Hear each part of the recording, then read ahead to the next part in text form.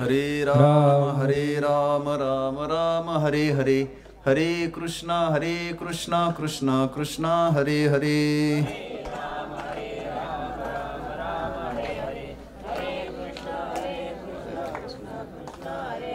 हरे राम राम राम हरे हरे, हरे कृष्णा कृष्णा कृष्णा हरे हरे।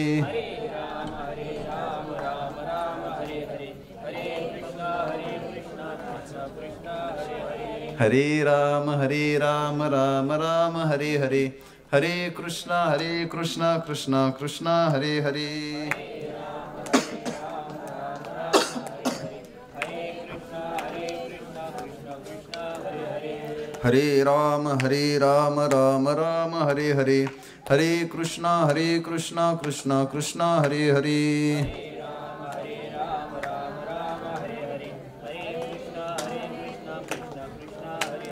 हरे राम राम हरे हरे, हरे कृष्णा कृष्णा कृष्णा हरे हरे।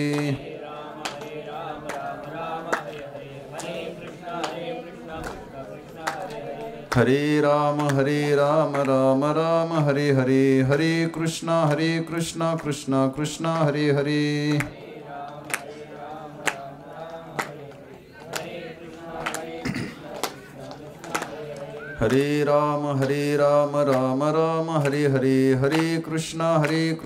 कृष्णा कृष्णा हरे हरे। हरे राम राम हरे हरे, हरे कृष्णा कृष्णा कृष्णा हरे हरे।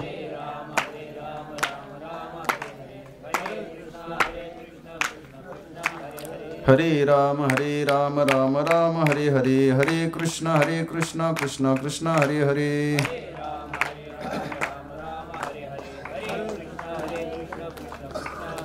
पुंडलीक वरदा हरिविठ्ठल श्री ज्ञानदेव तुकाराम पंढरीनाथ भगवान की जय। माऊली ज्ञानेश्वर महाराज की जय। सद्गुरु श्री निवृत्तीनाथ महाराज की जय। जगद्गुरु तुकाराम महाराज की जय। सद्गुरु जोग महाराज की जय। सब संतन की जय।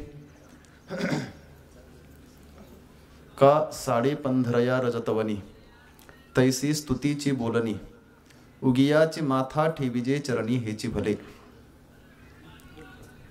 यम ब्रह्मा वरुणेंद्र रुद्रमरुतस् स्तुन्वन्ति दिव्यैस्तवैर् वेदैः साङ्गपदक्रमोपनिषदैर्गायन्ति यं सामगाः। ध्यानावस्थित तद्गतेन मनसा पश्यन्ति यं योगिनो, यस्यान्तन्न विदुःसुरासुरगणा देवाय तस्मै नमः।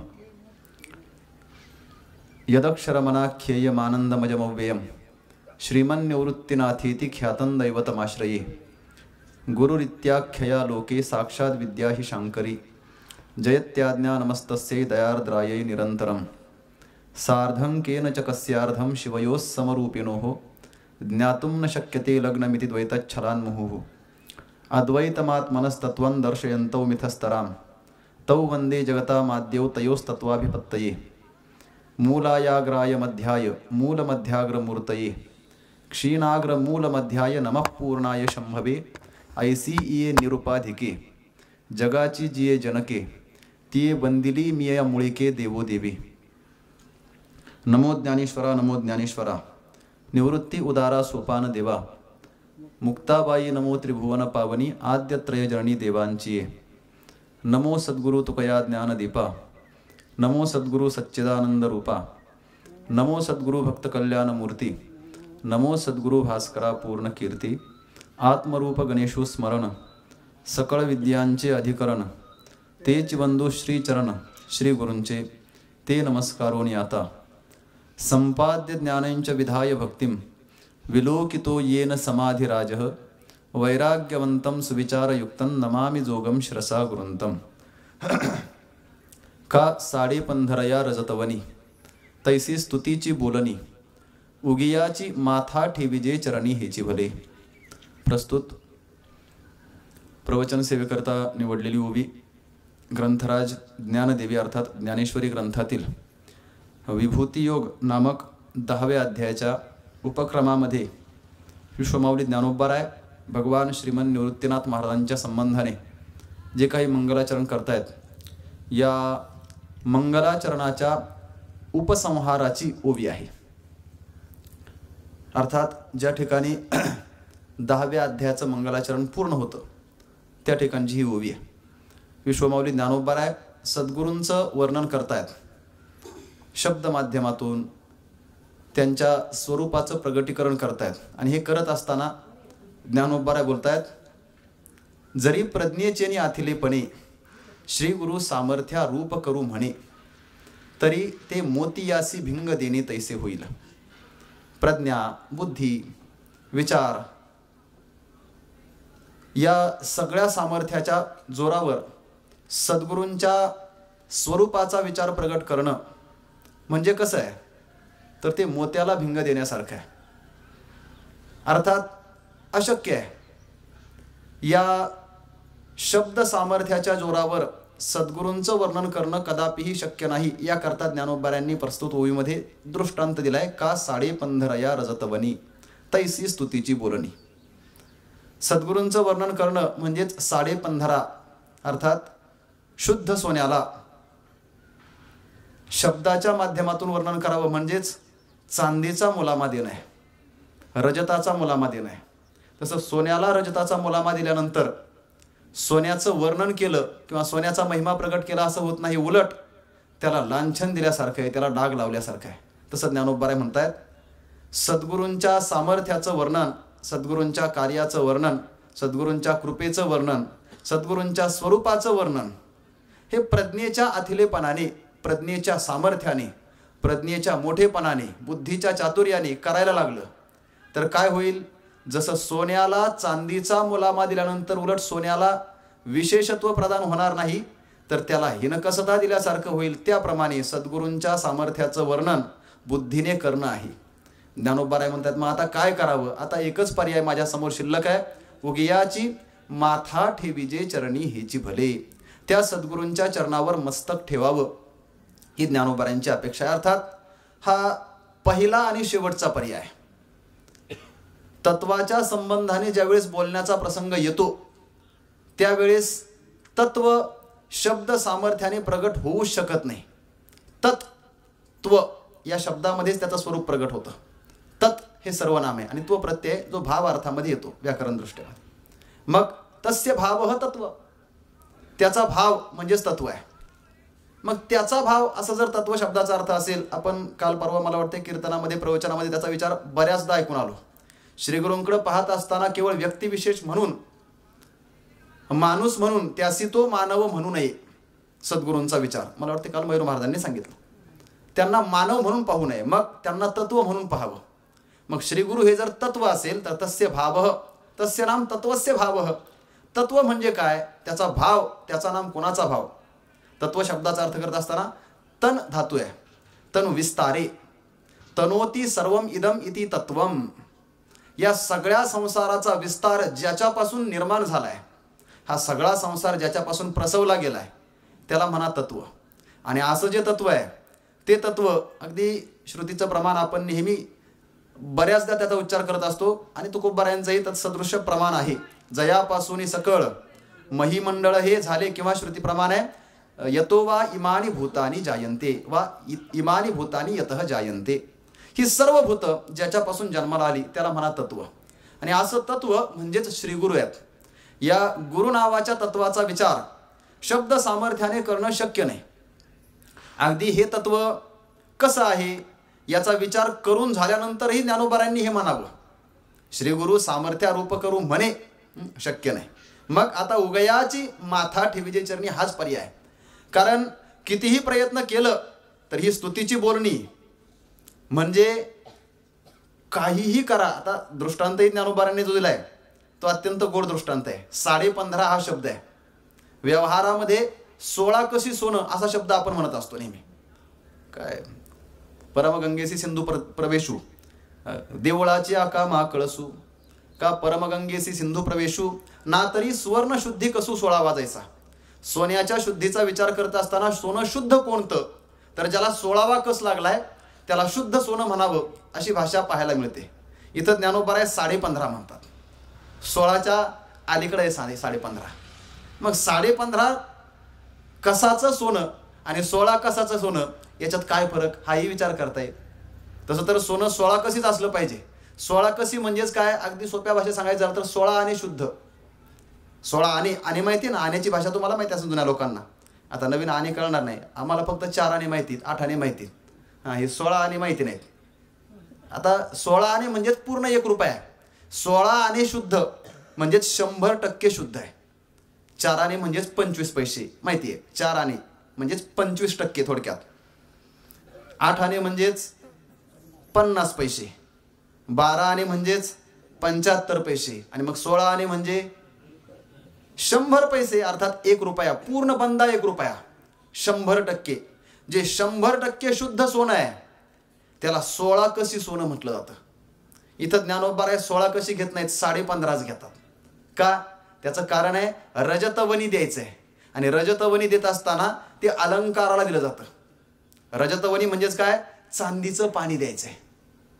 चांदीचं पाणी द्यायचं. आपल्याकडे एखादा अलंकार असेल किंवा एखादी वस्तू, आता हा माईक आहे माझ्यासमोर, लोखंडाचा आहे. हा जर चांगला दिसावा असं वाटलं तर ते माईकवाले काय करतील, चांगला चमकावा म्हणून याला चांदीचं पाणी देतील. बरोबर. चांदीचं पाणी देणं म्हणजेच त्याला रजतवनी देणं आहे. 16 कशी सोन्याला रजतवनी द्यायला गेलं तर ते दिलंच जाणार नाही. कारण 16 कशी शुद्ध सोनं असेल तर त्याला आकारच राहत नाही, ते पातळ होतं, त्याला आकार देता येत नाही. म्हणून त्याच्यामध्ये हिनकस पदार्थ मिसळल्याशिवाय सोन्याला आकार देता येत नाही, हे लक्षात ठेवा. मग त्याच्यात हिनकस मिळाला म्हणजे त्याचा 16 कस कमी झाला, तो आला 15.5. मग ते 15.5 कशी सोनं आहे. अगदी तसं पाहायला गेलं तर बाहेरच्या व्यावहारिक दृष्ट्या ते अत्यंत शुद्ध आहे. पण कसावरतापासून पाहिलं तर ते जेवढं पाहिजे त्याच्यापेक्षा कमी आहे, कारण अलंकार घडवायचे. उपाधी त्याच्या ठिकाणी आलेलीच आहे, हिनकसता आलेलीच आहे. तसं सद्गुरू नावाचं तत्व शुद्ध ब्रह्मच आहे, पण दया नावाची उपाधी घेऊन आलंच ना. मग दयार्द्र ये निरंतर आपण त्याचा विचार करून आलो. हे दयार्द्र झालेलं जे अंतःकरण आहे, जे साधुत्व आहे, तेच तत्व आहे. 15.5 म्हणा, तसं त्याच्यात 15.5 पण नाहीच आहे, हिनकसता नाहीच आहे. फक्त अलंकार सदृशता त्याच्यामध्ये निर्माण व्हावी, अलंकार पण निर्माण व्हावं म्हणून त्याला 15.5 म्हटलंय. माझं 15.5 कशी सोनं अर्थात शुद्ध सोनं, या सोन्याला जर चंदनाचा चांदीचा मुलामा दिला तर काय होईल, सोन्याची किंमत कमी होईल का वाढेल? त्याचं महत्व कमी होईल. कारण सोनं आहे आणि त्याला रंग दिलाय, त्याला मुलामा दिलाय, तो म्हणजे चांदीचा. हे जसं आहे तसं ज्ञानोबा बोलतायत, या तत्वाच्या संबंधाने तत्व नाम 100 नंबरी सोनं आहे. श्रीगुरु नावाचं तत्व म्हणजेच 15.5 कसंच आहे. अर्थात ते दया नावाची उपाधी घेऊन आले म्हणून त्याला 15.5 म्हणा ना. मग असं जे तत्व आहे त्याचं स्तुतीच्या बोलण्याने वर्णन करावं, शब्द सामर्थ्याने वर्णन करावं, म्हणजेच शुद्ध सोन्याला चांदीचा मुलामा देण्यासारखं आहे. कारण ते तत्व आहे. आणि तत्वाचा विचार जर करायचा असेल तर ते तत्व कसं आहे, या तत्वाच्या संबंधाने बोलताना सांगितलं, तनोती सर्वम इदम इति तत्वम. ज्याच्यापासून हा सगळा विस्तार झाला, जयापासून सकळ महिमंडळ हे झाले, जेणे हे विश्व निर्मिले, तेच तत्व श्रीगुरु नावाच्या श्रीगुरु रूपाने आपल्या समोर आलं. म्हणून आपण मंगलाचरणामध्ये जे नेहमी श्रीमंत निवृत्तीनाथांचं वर्णन करताना विश्वमाऊली ज्ञानोबारायांनी अमृतानुभवाच्या प्रारंभाला जे श्लोक म्हटले त्याच्यामध्ये एक एक विशेषण जे ज्ञानोबारायांनी निवृत्तीनाथांकरता वापरलं त्याचा विचार थोडासा पहा. ते तत्व कोण आहे? गुरु किंवा श्रीमंत निवृत्तीनाथ या नावाने प्रसिद्ध असणारं तत्व. काय त्याचं स्वरूप आहे? 2-4 विशेषण ज्ञानोबा येतात. यत अक्षरम, यत अनाख्ययम, यत अजम, यत आनंदम, यत अव्ययम. पहिलंच तत्व त्याला विशेषण दिलंय अक्षर आहे. अक्षर आहे म्हणजेच न क्षरती इति अक्षरम, क्षर नाम विनाश, ज्याच्या ठिकाणी कोणत्याही प्रकारचा विनाश नाही असं तत्व आहे, त्याला म्हटलंय श्रीमंत निवृत्तीनाथ. श्री सद्गुरू, सद्गुरूंचा विचार करत असताना आता हा जो अमृतानुभव नावाचा ग्रंथ आहे, या ग्रंथामध्ये सुद्धा ज्ञानोबारायांनी याला अनुभवामृत असं म्हटलं. त्याला आणि काही नाव आहेत, त्याला सिद्धानुवाद असंही म्हटलंय. 2 सिद्धांचा अनुवाद आहे. मग 2 महात्मे एकमेकांना भेटले तर ते काय बोलू शकतात, त्यांच्यातली चर्चा काय होऊ शकते, हा एक तिथला संवादाचा विषय. आता संवाद म्हटलं का त्याच्यामध्ये पुन्हा अनेक प्रकारचे संवाद पाहायला मिळतात. व्यवहारातले आपले संवाद जे प्रत्यक्ष स्वरूपानेही दुःखच आहे, दुःखदायकच आहेत आणि परिणामतः सुद्धा दुःखदायकच आहेत. पण संवाद कसा असावा? तुकोबारांच्या भाषेमध्ये करू आवडीने वाद, तुमच्या सुखाचा संवाद, हा सद्गुरूंशी केलेला संवाद आहे. ज्ञानोबा निवृत्तीनाथांशी संवादच करतात. किंवा अजून तुकोबारांचं प्रमाण आहे, करिता स्वामी सवे वाद, त्यांच्याशी संवाद केला. जर वाद घालायचा असेल तो त्यांच्याशी घातला. अर्जुनाने काय केलंय? अर्जुनाने भगवान श्रीकृष्ण परमात्म्याशी वादच घातलाय. हो, वादच आहे हा, फक्त तो सम्यक वाद आहे म्हणून त्याला संवाद म्हणा. श्रीकृष्ण अर्जुन संवाद हो, बस श्रीकृष्ण आणि अर्जुनांचा संवाद. मग एक एक अर्जुन विषाद योग, सांख्ययोग, कर्मयोग, अगदी मोक्ष संन्यास योगापर्यंत हे सगळंच संवादात्मक आहे. मग हा संवाद असला पाहिजे. सिद्धानुवाद म्हणजेच सिद्धांचा अनुवाद आहे, तो संवाद आहे. आणि मग या संवादातून, संवाद म्हणजेच वाद, याचा परिणामही सांगितला. वादाचे परिणाम दोन प्रकाराने पाहायला मिळतात. व्यावहारिक वाद असेल तर वैरवन्य उद्दीपित करणार आहे. वादे वर्धते वैरवन्यही, वादाने वैरवन्य निर्माण होतो, हा एक वादाचा परिणाम आहे, संवादाचा परिणाम आहे. आणि वादाचा दुसरा परिणाम जो पारमार्थिक संवादाचा आहे, वादे जायते तत्वबोध निर्माण होतो, हा वादाचा दुसरा परिणाम आहे. मग आपल्याला सिद्धानुवादामध्ये ज्ञानोबाराय निवृत्तीनाथ महाराजांशी जे हेतुबोध करतात, त्याच्यामध्ये निवृत्तीनाथांच्या संबंधाने बोलत असताना सगळंच स्वरूप तिथं तत्व म्हणूनच त्यांच्याशी बोललंय. ज्ञानोबाराय निवृत्तीनाथांशी कदाचित ज्ञानेश्वरीमध्ये तरी सद्गुरू म्हणून, आपले बंधू म्हणून, कधी कधी आपल्या समोर बसलेला श्रोता म्हणून त्यांना उल्लेखित करतात. तरी अवधान एकले दिजे, श्रोता म्हणून त्यांच्याकडे बोललं. आता त्यांच्याबद्दलची सद्गुरूची भावना, सद्गुरुत्वाची भावना, तात्विक भावना ज्ञानोबारांच्या अंतकरणात नाही असं नाही, ती कायम आहेच.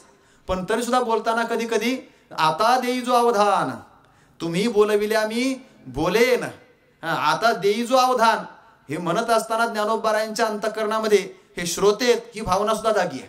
पण सिद्धानुवादामध्ये, अमृतानुभवामध्ये ज्ञानोबारांना चांगलं माहिती आहे हे श्रोते वगैरे काय नाही. मग हेच माझं तत्व आहे.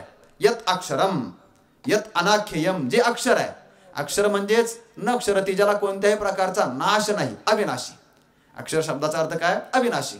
मग इकडं अमृतानुभवामध्ये ज्ञानोबाराच्या तत्वाला अविनाशी म्हणतायत, ते तत्व आहे श्री गुरु नावाचं तत्व. आणि तिकडे गीतेमध्ये अविनाशी म्हणून ज्याचा उल्लेख करतात ते साक्षात परमात्म तत्व आहे. अविनाशी तू तद्विद्धी येन सर्वमिदम ततम येन इदम सर्वम, ज्याच्यापासून हे सगळं जगत आहे त्याला तू अविनाशी जाण. मग तत् अविनाशी विद्धी, त्याला अविनाशी म्हणून जा. मग ते अविनाशी तत्व म्हणजेच ब्रह्म का सद्गुरू, याचाही विचार आपण करून आलोत, बऱ्याचदा ऐकलं. काय? उघडे परब्रह्म सद्गुरूची मूर्ती. सद्गुरू आणि ब्रह्म यांच्यामध्ये भेद नाहीच, फक्त काय नावाचा नाममात्र भेद आहे. स्वरूपतः दोन्ही एकच आहेत. आता याच्याकरता अनेक प्रमाण, अनेक अभंग, अनेक वचनं आपल्या सगळ्यांची पाठ आहेत. सद्गुरू नाम, सद्गुरू रूपाने या विश्वामध्ये आपल्याला जे पाहायला मिळतं ते तत्व कोण आहे? साक्षात परमात्माच आहे. म्हणून तर भगवान परमात्म्याच्या भक्ताच्या प्रेमभावाबद्दल बोलत असताना तुकोबाराय स्पष्ट बोलतायत, माझ्या विठोबाचा कैसा प्रेमभाव, आपणची देव होय गुरु. भगवान परमात्मा साक्षात गुरु रूपाने या अवनीतलावर अवतरित होतो. आणि मग जिथं जिथं शिष्यभाव प्रगट होईल तिथं तिथं भगवान स्वतः गुरु रूपाने अवतरित होतो. अगदी गीतेच्याच संबंधाने विचार करायचा झाला तर जो भगवान परमात्मा अर्जुनाचा सारथी आहे, जो भगवान परमात्मा अर्जुनाचा मेवणा आहे, जो भगवान परमात्मा अर्जुनाचा युद्धातला सहकारी आहे, जो भगवान परमात्मा अर्जुनाचा सखा आहे, तोच भगवान परमात्मा गुरु होतो. पण कधी होतो? शिष्यत्व निर्माण झाल्यानंतर. जोपर्यंत शिष्यत्वाचा आविष्कार जागा होत नाही तोपर्यंत भगवंत स्वतःकडे गुरुत्व घेत नाही. अगदी ते शास्त्रातलं प्रसिद्ध वचन आहे, ना पृष्ठ कस्यचित ब्रूयात अपृष्ठ कस्यचित न ब्रूयात. विचारल्याशिवाय सांगू नये. बऱ्याच वेळेला माणसाला सवय असते न विचारता सांगण्याची. एखाद्याने आपला विचारलं नाही तरी सांगायचं, आणि मग जर न विचारता सांगितलं तर सांगितलं ज्याला त्याला सांगणाराची किंमत राहत नाही. हा एक सामान्य विचार आहे. त्याच्या मागचे अनेक भाव आहेत. कारण न विचारता सांगणं म्हणजे ज्याचा आपल्यावर विश्वास नाही त्याला सांगणं आहे. न विचारता सांगणं म्हणजे सांगितल्यानंतर ऐकणाऱ्याला राग येण्याची शक्यता आहे. आणि अशा ठिकाणी सांगू नये ही नाथ महाराजांची प्रसिद्ध भाषा सर्वांना पाठ आहे. क्रोधी, अविश्वासी, त्यासी बोध कैचा. मग उलट त्याला बोध करू नये. केलाच तर काय होईल? व्यर्थ आपुली वाचा शिनवू नये, वाचेला शिन आहे म्हणून त्याला उपदेश करण्याच्या भानगडीत पडू नये. भगवान श्रीकृष्ण परमात्मा सुद्धा तोपर्यंत बोलतच नाहीत. गीतेच्या 2ऱ्या अध्यायाच्या 11व्या श्लोकापर्यंत भगवंताने बोललंच नाही, नाही बोललं. आता जे बोललंय ते बोलण्यात जमा धरलं नाही म्हणून श्री भगवान बुवाची भाषा येत नाही. बोलतो देव नाही असं नाही, पण ते बोलण्यात जमा नाही म्हणून पण त्याला बोलणं म्हणता येत नाही. मग देव केव्हा बोलतो? कार्पण्य दोषो पहत स्वभाव पृच्छामि त्वां धर्म सम्मूढ चेताः यच्छ्रेयस्यान्निश्चितं ब्रूहि तन्मे शिष्यस्तेऽहं शाधिमान् त्वां प्रपन्नम् अहं ते शिष्यः शाधिमां. माझा स्वीकार करा भगवान, मी तुमचा शिष्य आहे. अर्जुनाच्या ठिकाणी शिष्यत्व निर्माण झालं आणि मग भगवंताने आपल्या ठिकाणी गुरुत्वाचा आविष्कार जागा केला किंवा भगवान गुरुत्वाने प्रगट झाले. गुरुपणा देव स्वीकारतो, आपणची देव होय गुरु, पण कुठेही स्वीकारत नाही. जो उद्धव अगोदर, आता काय तो प्रसंग फार मोठा आहे, ज्या उद्धवाने भगवंताचा प्रियच आहे, भगवंताचा सखाच आहे, अर्जुना इतकाच प्रिय आहे उद्धव, नाही असं म्हणता येणार नाही. पण असं असताना सुद्धा जोपर्यंत भगवंताने गोपिकांना भेटण्याकरता, गोकुळातील गोपिकांचा हाल हवाल पुसण्याकरता उद्धवाला पाठवलं आणि तो तिकडनं परत येत नाही, तोपर्यंत भगवंताने त्याला उपदेश केला नाही. ज्या वेळेस त्या उद्धवाच्या ठिकाणी शिष्यत्व जागं झालं तेव्हाच भगवंताने स्वतःकडे गुरुत्व स्वीकारलंय. गुरुत्वाचा विचार हा सामान्य नव्हे, कारण गुरु हे तत्व आहे. मला हे सांगायचं आहे, गुरु हे तत्व आहे. भगवान परमात्मा गुरुरूपाने भगवंतच अवतरित होतो, तो ब्रह्मच आहे, ते तत्वच आहे. ब्रह्म म्हणजेच तत्व आहे. अगदी सर्वम खलुविदम ब्रह्म हे जे वचन आहेत, शास्त्र वचन आहेत किंवा महावाक्यात असं म्हणा, तर या वाक्यांच्या संबंधाने जो विचार केला तो तात्विक विचार आहे. आणि हा तात्विक विचार म्हणजेच तत्वाच्या संबंधाने केला जाणारा विचार. मग तस्य भावः नाम तत्व असेल किंवा तनोती सर्वम इदम इति तत्वम म्हणजेच तत्व असेल, तर या तत्वाचा विचार, नाम श्रीगुरूंचा विचार शब्द सामर्थ्याने काय करावा, कारण हे सगळंच त्याच्यापासून निर्माण झालंय. सगळंच निर्माण झालं म्हणजेच अगदी सगळा संसार त्याच्यापासून निर्माण झाला, त्या तत्वापासून.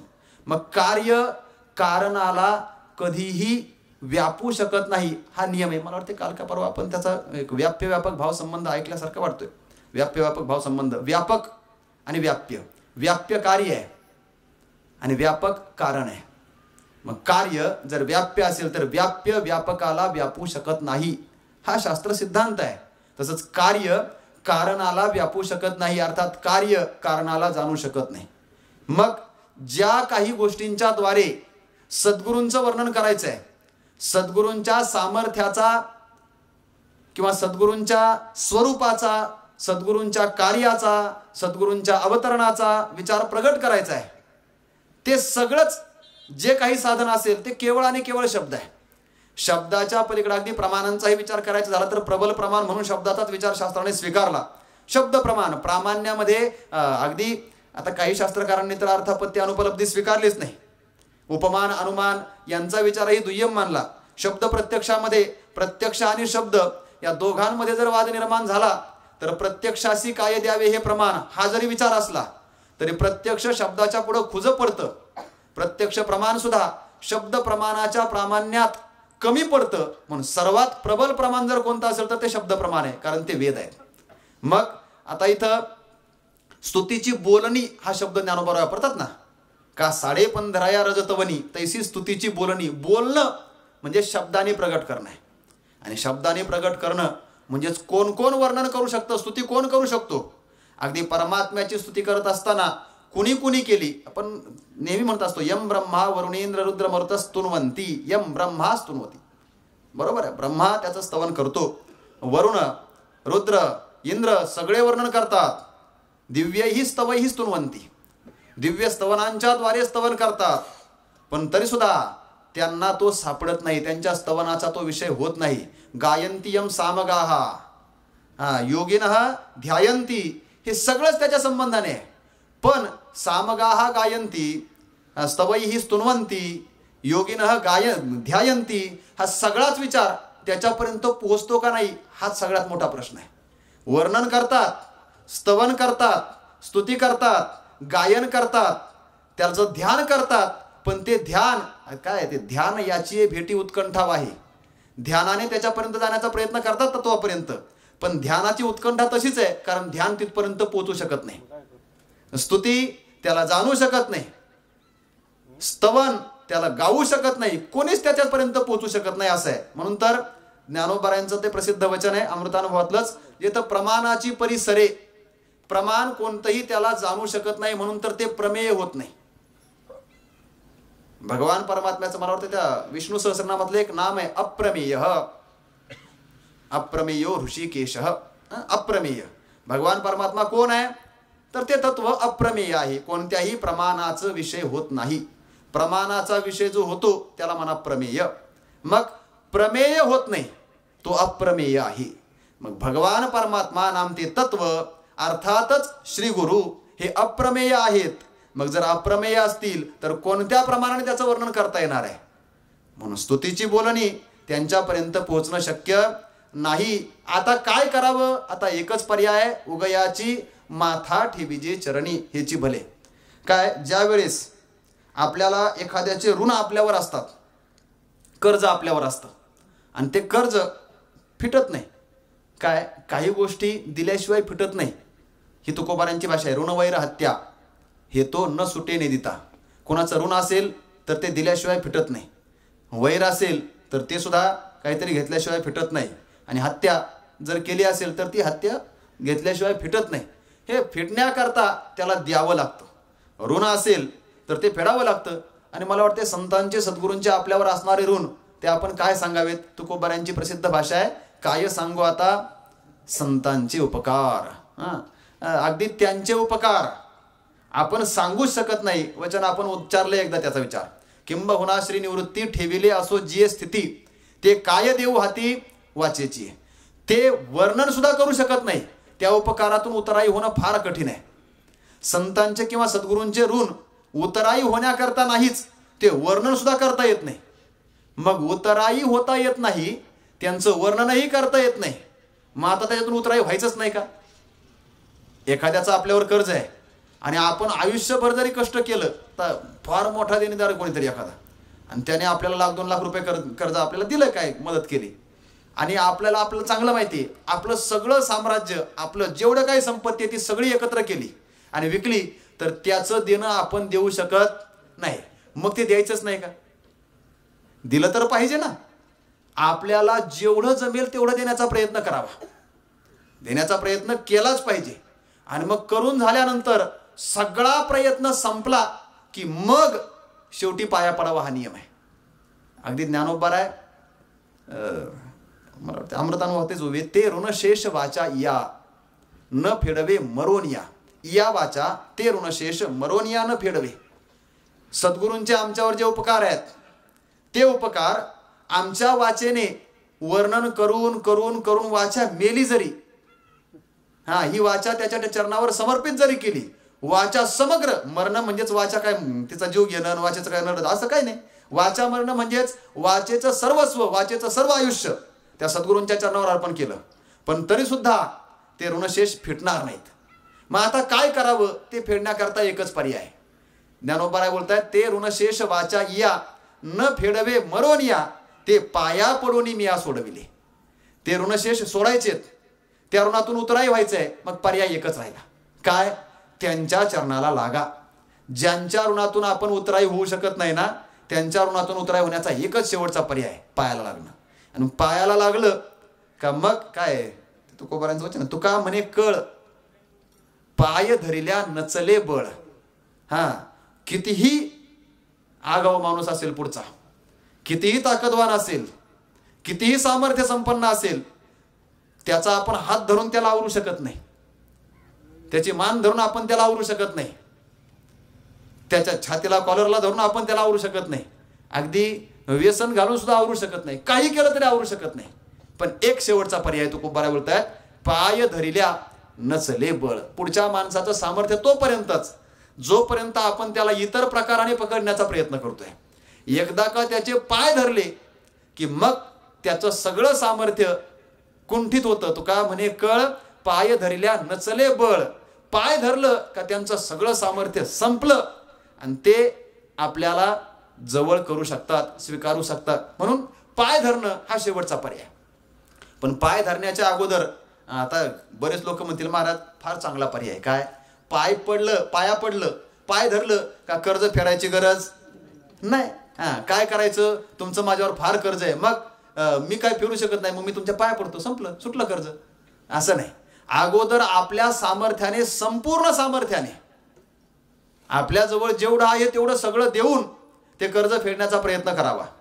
आणि मग सगळं सामर्थ्य संपलं, आता काय ते वचन आहे. आता बोलायचं मला असा प्रश्नच आहे सुरुवातीपासून, नक्की बोलायचं काय, कारण ते तुकोबारायांचं एक वचन मला नेहमी आठवतं, तेच किती वारंवार बोलो फार बोलिले. तुकोबारा बोलतायत, बोलायला लागलं ना, आता सद्गुरूंच्याच संबंधाने बोलायचंय. ज्ञानोबारा एकदा बोलायला लागले का मागचा विषय ज्ञानोबारायांच्या बोलण्यात पुन्हा येत नाही. ज्ञानोबारा एकदा बोलायला लागले सद्गुरूंच्या संबंधाने का ज्ञानोबारायांना त्यांच्या भावना, त्यांचं बोलणं आवरत नाही. उलट ज्ञानोबारायांना सांगावं लागतं, आता थांबा, आता कथेची मूळ जो विषय आहे त्याला स्पर्श करा, मूळ विषयाकडे या. ज्ञानोबारायांना निवृत्तीनाथांनी कितीतरी वेळा म्हणावं, मग तू संत स्तवनी रतसी तरी कथेची से न करसी, असं म्हणून त्यांना श्रीगुरु स्तवनापासून, संत स्तवनापासून परावृत्त करावं, हा त्यांचा विचार आहे. आपला असं आहे, आपण काही बोलायला लागलं तर आपले विषय पुन्हा तिथंच येतात. कारण आपली बुद्धी ज्ञानोबारायांच्या, ज्ञानेश्वरीच्या या शब्दांच्या संबंधाने कितीही वर्णन करायला लागली तर ती तोकडीच पडणार आहे. कारण 15.5 या रजतवनी तैसी स्तुतीची बोलणं इथंच आहे. ते त्यांना बोलणं, त्यांच्या संबंधाने विचार करणं हे अत्यंत तोकडं आहे. म्हणून मी सांगत होतो, ज्ञानोबाराय सांगतायत पाया पडून मी या सोडविले. पाया पडणं हा पर्याय, पायाच पडलं पाहिजे, पाया पडण्याशिवाय दुसरा पर्याय शिल्लक नाही. पण त्याच्या अगोदर सगळे उपाय आपल्याला जेवढं शक्य असेल तेवढं. मग अगदी ज्ञानोबारायांनी ज्ञानेश्वरीमध्ये श्रीगुरूंच्या, संतांच्या संबंधाने करणीय म्हणून जे जे काही सांगितलंय, त्यांचं चरित्र, त्यांचं स्वरूप वानावी, ऐकावी, त्यांचा उच्चार करावा, त्यांचं श्रवण करावं, हे सद्गुरूंच्या संबंधानेच आहे, संतांच्या संबंधानेच आहे. हे करत राहावं, करावंच. याच प्रकाराने त्या ऋणातून उतराई होण्याचा प्रयत्न करावा. अगदी करत करत करत करत आपलं सगळं सामर्थ्य त्यांच्या चरणावर समर्पित करावं. अगदी तद्विधी प्रणिपातेन सेवया प्रणिपातेन हे म्हणत असताना ज्ञानोबारांनी त्याचा जो विचार केला ना, तरी तनु मनु जीवे चरणासी लागावे, अगर्वता करावे दास्य सकळ. अगर्वी होऊन, अहंकार शून्य होऊन त्यांचं समग्र दास्यत्व करावं, हा सगळा विचार पूर्णपणे अंगीकारावा. आणि मग दास्यत्व करत करत करत, आता दास्यत्वाचीही मर्यादा, ज्यावेळेस आपल्याच्यानं त्याच्या पुढे आपण आता दास्यत्व करू शकत नाही, इतकं पराकोटीचं दास्यत्व करावं. आणि मग शेवटचा पर्याय, आता याच्या पुढे ऋणातून उतराई होण्याकरता मी काही करू शकत नाही, आता पाया पडून मी या सोडविले. जे राहिलंय ना, ते बँकेचा एक नियम असतो पहा. बँकेतून तुम्ही जर कर्ज घेतलं, बँकेतून कर्ज घेतलं ना, तर कर्ज घेतल्यानंतर त्याचे हप्ते भरावे लागतात असं म्हणतात. मग कर्जाचे हप्ते भरावे लागतात, तो हप्ता वेळच्या वेळेवर द्यावा लागतो असं. आता मला काय माहित नाही, ते कर्जात आपलं कळत नाही, पण असं ऐकलंय ती प्रत्येक महिन्याचा त्याचा हप्ता ठरलेला असतो. त्याच्यानुसार त्याचं ते व्याज पण नसतं, त्याला ते चक्रवाढ व्याज असते वाटतं, जणू व्याजाला पुन्हा व्याज लागतं काहीतरी असेल ते. तर मग ते वाढत राहतं, जसं जसं आपण हप्ते भरू तसं तसं ते थोडं थोडं कमी होत जातं.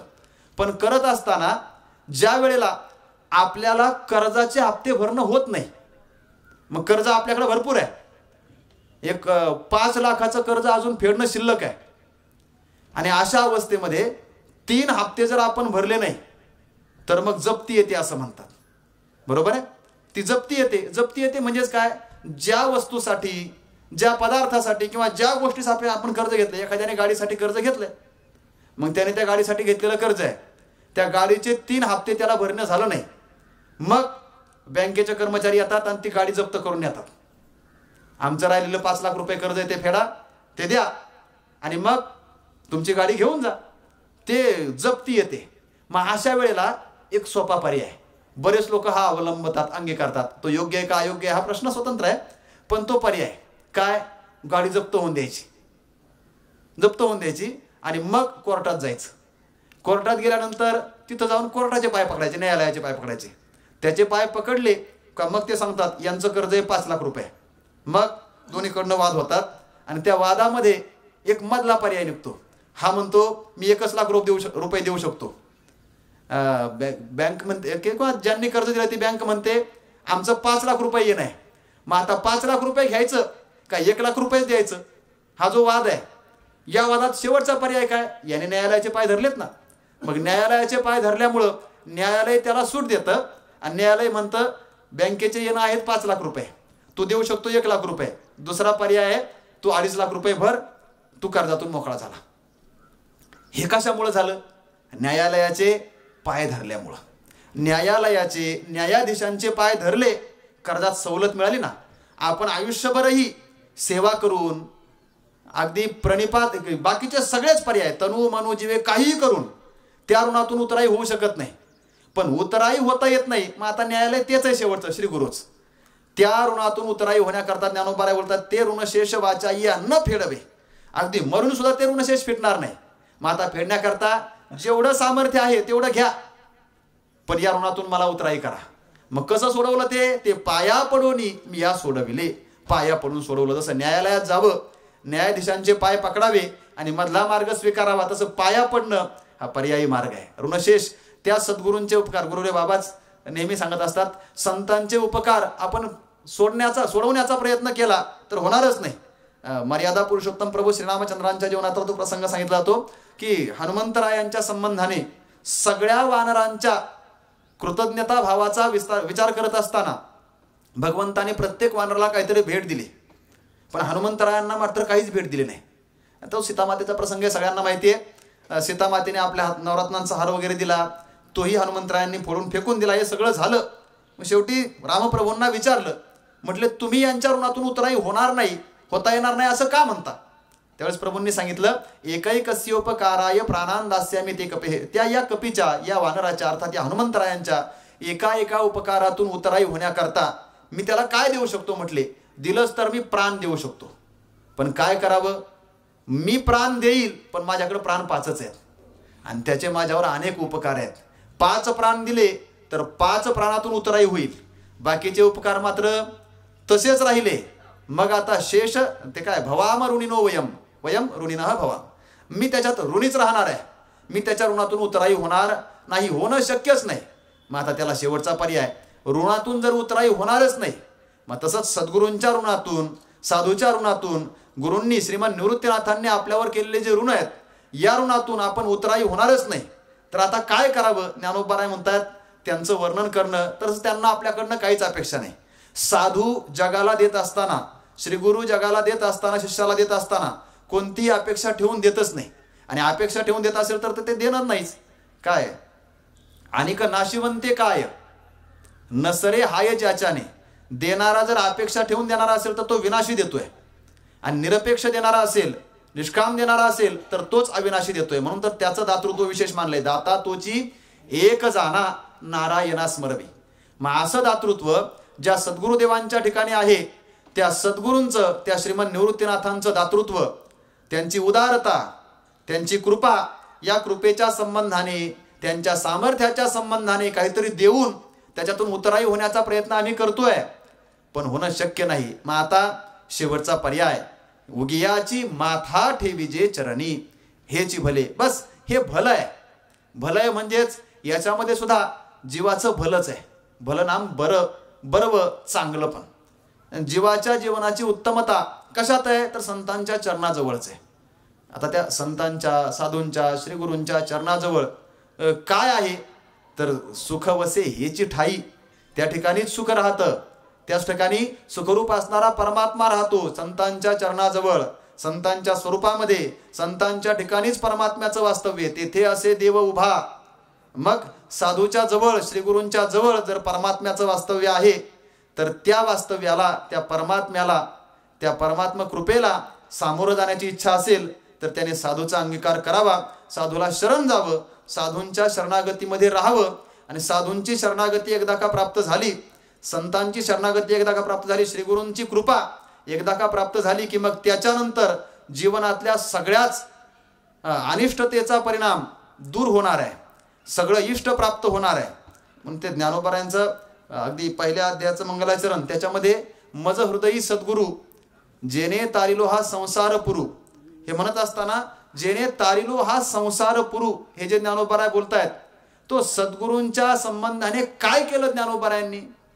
ज्ञानोबारायांनी जाणतेनो गुरु भजिजे वगैरे वगैरे हे सगळं ज्ञानोबारायांनी सांगत असताना ज्ञानोबारायांनी सद्गुरूंच्या संबंधाने काय काय केलं याचा विचार जर पाहायचा असेल तर ज्ञानोबारायांनी सद्गुरूंच्या संबंधाने काय काय करावं असं सांगितलंय ते पहा. ज्ञानोबारायांनी काय काय करावं सांगितलं ना, हे सगळीकडं अगदी सुरुवातीपासून तर शेवटपर्यंत सांगितलंय.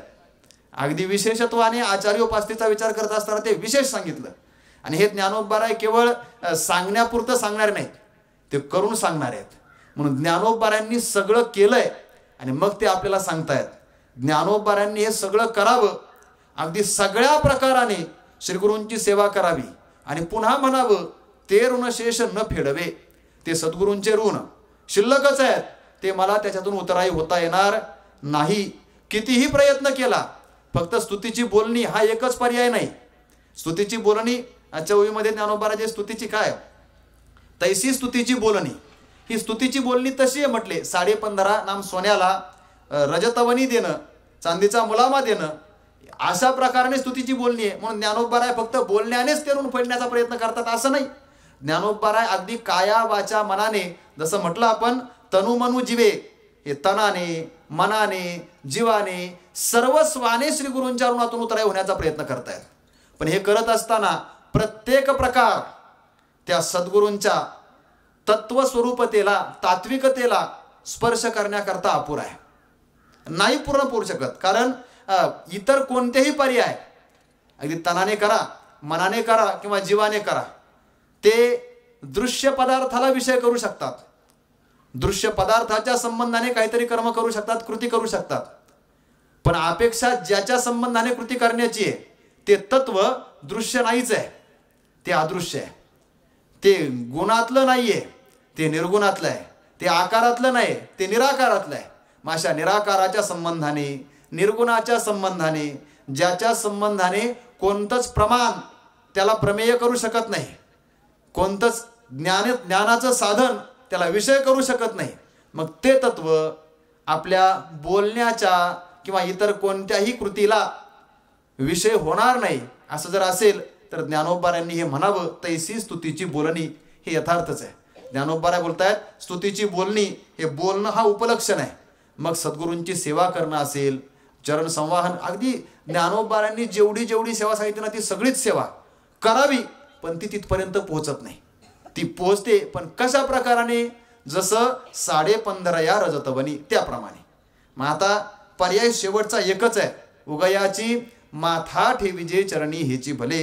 ज्ञानोबारायांची ही अपेक्षा आपल्याही जीवनामध्ये अशीच उतरली पाहिजे. जास्त काय नाही जमलं तर सद्गुरूंच्या चरणाच्या संबंधाने नतमस्तक होण्याचा एक प्रकार जरी जमला तर बाकीचे सगळे प्रकार त्याच्यामध्ये अंतर्भूत होतात. चरणाच्या संबंधाने नतमस्तक होता आलं, उगयाची माथा ठेविजे चरणी हेची भले. अगदी कायवानू आता न पुरे हे वाणी, मस्तक चरणी ठेवी तसे, किंवा श्री संतांची या माथा चरणावरी साष्टांग हे करी दंडवत. प्रत्येक ठिकाणी ज्या ज्या वेळेला वर्णना करता, स्तुती करता, शब्द बोलणं अपुरं पडतं, त्या वेळेला संतांनी हेच केलंय, आता चरणावर मस्तक ठेवावं, आता पाया पडावं, आता चरणाला स्पर्श करावा, याच्याशिवाय दुसरा पर्यायच नाही. आपल्याला जर आयते चरण प्राप्त आहेत तर आपण तरी दुसरा पर्याय का शोधायचा आहे? आपणही एकच करावं. आपल्या जीवनामध्ये निवृत्तीनाथांपासून तर आदरणीय गुरुवरे बाबांपर्यंत हे सगळेच चरण आपल्याला प्रत्यक्ष रूपाने प्राप्त आहेत. मग आपणही आता एकच करावं, उगयाची माथा ठेविजे चरणी. हा उगयाची शब्द सुद्धा फार महत्वाचा आहे. उगीच, उगयाची म्हणजेच व्यवहारामध्ये उगीच, त्याचा अर्थ अजून विशेष करता येईल, पण सहज म्हणायचं झालं तर असं म्हणता येईल, उगच ठेवा. बघ काय तुका म्हणे, भाव असता नसता, श्रद्धा असो किंवा नसो, पण पायावर मस्तक तर ठेवता आलं पाहिजे. एकदा माणसाला वाकायची सवय लागली ना की मग माणूसाच्या ठिकाणी आपोआप नम्रता जागी होते. नसेल तरी मनी नसो, परी वाचे तरी वसो. मनात नसे नका, पण निदान वाचेत तरी असावं, कृतीत तरी असावं. म्हणून आपल्या अंतःकरणामध्ये श्रद्धा असेल नसेल, श्रद्धेचा उगम झाला असेल नसेल, हा भाग नंतरचा आहे, पण निदान वाकायला तरी शिकलं पाहिजे, नम्रतेला तरी आपण स्वीकारलं पाहिजे, पाया पडता तरी आलं पाहिजे. ज्ञानोबाराय तेच करतात, सांगतात उगयाची. कदाचित तुमच्यामध्ये सद्गुरूंच्या चरणाला लागण्या इतकी श्रद्धा नसेल, तेवढी नम्रता नसेल, तेवढा लघुत्व. आता काय आहे ते नाथ महाराजांचा अभंग बाबा सांगत असतात, संतांची भेट होण्याकरता ऐसे कैसियाने भेटते ते साधू. तुकोबारांनी त्याला दिलं उत्तर, ऐसे ऐसे आणि भेटत तिथे साधू. त्याच्यामध्ये तुकोबारांनी एक विकल्प सांगितला, ऐसे ऐसे आणि नाम कैसे, आणि त्यात बरेच पर्याय सांगितलेत. काय काय केल्यानंतर साधू भेटतात. त्यातला एक पर्याय आहे लघुत्व सर्व भावे अंगीकारी. सर्व भावे लघुत्व अंगीकारी, लघुत्वाचा स्वीकार करता आला पाहिजे, लहान होता आलं पाहिजे. आपण लहान होणं म्हणजेच काय, त्याच्या चरणाजवळ जाणं समोर. श्री गुरु नावाचं तत्व आहे, श्रीमान निवृत्तीनाथ नावाचं तत्व आहे. त्या तत्वाच्या चरणाजवळ आपल्याला जाता आलं पाहिजे, गुरुदेव बाबांच्या चरणाजवळ आपल्याला राहता आलं पाहिजे. एवढाच एक शेवटचा पर्याय. मग अशा या पर्यायाचा अंगीकार आपणही करूयात आणि आपल्याही अंतःकरणामध्ये ही श्रद्धा आपण धारण केली पाहिजे. तैसी काय का 15.5 रजतवनी तैसी स्तुतीची बोलणी. आम्ही कृतीने, आम्ही इतर कोणत्याही पर्यायाने, शब्द सामर्थ्याने किंवा प्रज्ञेचेनी आथिलेपणे श्री गुरु सामर्थ्यारूप करू म्हणे तरी ते सुद्धा सगळं अगदी तोकडं ठरणार आहे. त्यांच्या ऋणातून उतराई होण्याकरता ते सगळेच प्रयत्न अत्यंत खुजे ठरणार आहे. आता एकच आहे, त्यांच्या चरणाजवळ राहावं. चरणाजवळ राहणं म्हणजे त्यांच्या आज्ञेत राहणं, त्यांच्या मर्जीत राहणं, त्यांच्या मनासारखं राहणं हे आम्हाला जमावं, एवढीच एक अपेक्षा या निमित्ताने व्यक्त करू. झालेली चिंतन सेवा ज्या निमित्तद्वयांच्या समन्वयातून हा सोहळा या ठिकाणी संपन्न होतोय, असं आपल्या सर्वांचं परम आराध्य श्रीमन निवृत्तीनाथ महाराज यांचा जन्म सप्तशतकोत्तरी सुवर्ण महोत्सव या निमित्ताने संपन्न होतोय. त्यांच्या चरणी आणि गुरुवर्य बाबांचा अमृत महोत्सव संपन्न होतोय. आदरणीय गुरुवर्य बाबांच्या चरणी, सकल संत आचार्यांच्या चरणी ही चिंतन सेवा समर्पित करू. बोलत असताना एखादा अपशब्द किंवा अपसिद्धांत केला असेल तर तो वाणीचा दोष आहे. आपल्याही अंतःकरणामध्ये सद्गुरूंच्या संबंधाने, सद्गुरूंच्या ऋणातून उतराई होण्याकरता प्रत्येक आपल्या जीवनाचा क्षण त्याच्यासाठीच प्रयत्नशील असावा. आणि शेवटीचा पर्याय म्हणून आपण सगळेच जण त्या सद्गुरुदेवांच्या चरणाजवळ नतमस्तक असावेत, असा एक विचार या निमित्ताने व्यक्त करतो. सेवेला पूर्णविराम. तरी न्यूनते पुरते अधिकते सरते करुणी घ्यावे तुमते विनवित्वसे पायाच्या प्रसादे. काही बोलिलो विनोदी मद क्षमा करणे संती नव्हे अंगभूत युक्ती नव्हे हा उपदेश. तुमचे बरबरलो शेष तुमच्या कृपेचे पोसणे. जन्मोजन्मी तुका म्हणे यदत्र सौष्ठवं किंचित तत् गुरोरेव मे नाही, यदत्रा सौष्ठवं किंचित तन्ममैव गुरोर नाही. पुंडलीक वरदा हरी विठ्ठल श्री ज्ञानदेव तुकाराम. पंढरीनाथ भगवान की जय. माऊली ज्ञानेश्वर महाराज की जय.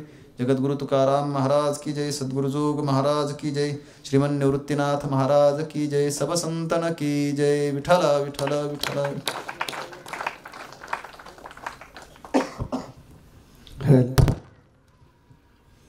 ओम चैतन्याय सद्गुरु श्री निवृत्तीनाथाय नमः. गोदा तटी निर्मळे देव देवीची रावळे. संत महंता मेळे दिवस जाय सुखाचा.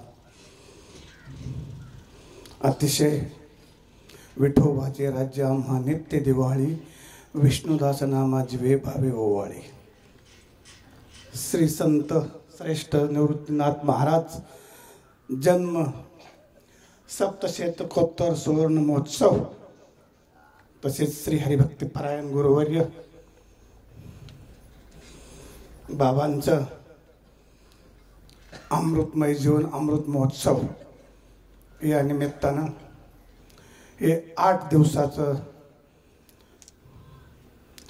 कीर्तन पुष्प प्रवचन हा एक मोठा आपल्या नाशिक जिल्ह्याचा मोठा एक सिंहाचा वाटा आहे.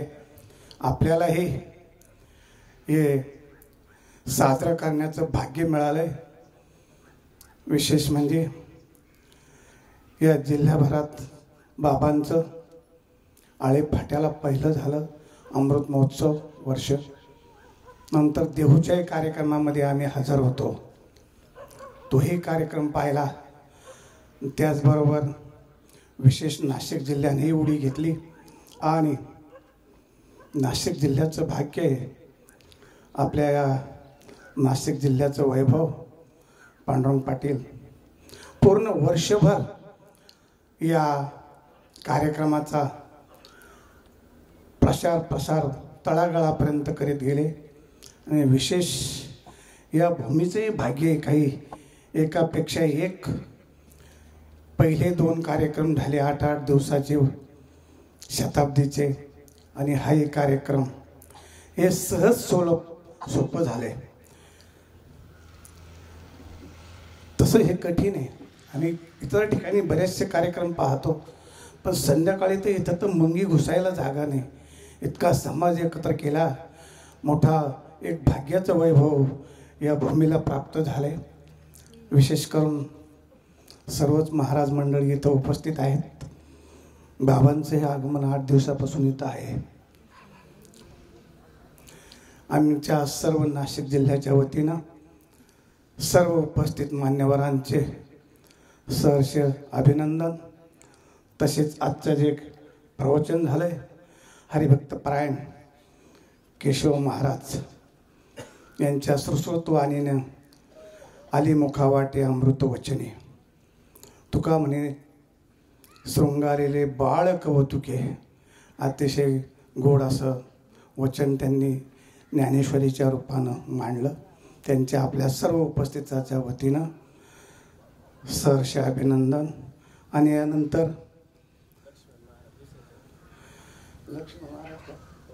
यानंतर लगेचच दुसरं प्रवचन सुरू होत आहे. लक्ष्मण महाराज कुंडकर तर यांचं लगेच आता कार्यक्रमाचा प्रवचनाची सुरुवात होईल.